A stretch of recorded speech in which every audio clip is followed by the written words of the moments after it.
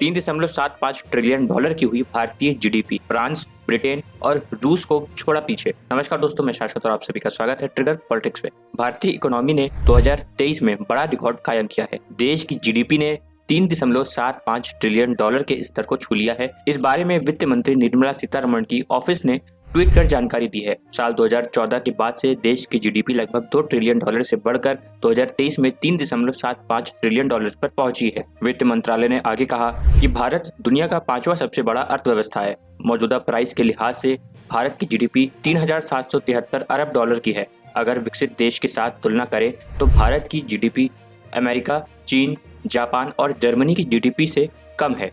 मौजूदा कीमतों पर भारत की जीडीपी ब्रिटेन, फ्रांस, कनाडा, रूस और ऑस्ट्रेलिया से अधिक है। वित्त मंत्रालय की ओर से किए गए ट्वीट में लिखा गया कि भारत की जीडीपी 2023 में $3.75 ट्रिलियन तक पहुंच गई है, जो 2014 में लगभग $2 ट्रिलियन पर थी। भारतीय इकोनॉमी को ग्लोबल स्तर पर चमकदार माना जा रहा है। इस बीच रेटिंग एजेंसी मूडीज ने रविवार को जून तिमाही में भारतीय अर्थव्यवस्था के 6% से 6.3% की दर से बढ़ने का अनुमान लगाया है। हालांकि मूडीज का अनुमान है भारत की इकोनॉमी पिछले हफ्ते भारतीय रिजर्व बैंक के अनुमानित 8% की वृद्धि दर से काफी कम है। मूडीज इन्वेस्टमेंट सर्वे के एसोसिएट प्रबंधक ने एक इंटरव्यू में पीटीआई से कहा था कि हमें उम्मीद है कि चालू वित्तीय वर्ष की पहली तिमाही में भारत का विकास दर लगभग 6 से 6.3% तक रहेगा। जीडीपी के आंकड़े किसी भी देश के लिए बेहद जरूरी डेटा होते हैं। दरअसल यह देश के इकोनॉमी की पूरी तस्वीर दिखाते हैं। जीडीपी दो तरह की होती है, पहली रियल जीडीपी और दूसरी नॉमिनल जीडीपी।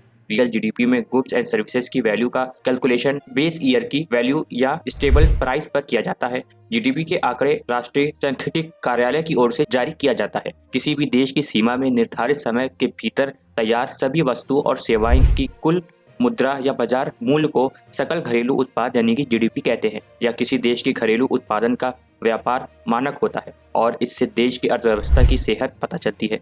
अधिकतर देशों में इसकी गणना सालाना होती है, लेकिन भारत में इसे हर 3 महीने यानी तिमाही के आंकड़े यानी कि तिमाही में आंका जाता है। कुछ साल पहले इसमें शिक्षा, स्वास्थ्य, बैंकिंग और कंप्यूटर जैसी अलग अलग सेवाओं को जोड़ दिया गया है। आप सभी का इस पर क्या कहना है हमें कमेंट करके जरूर बताएं और ऐसी देश और दुनिया से जुड़ी खबरों के लिए कृपया हमारे चैनल को सब्सक्राइब कर दें और वीडियो को लाइक कर दें। धन्यवाद दोस्तों।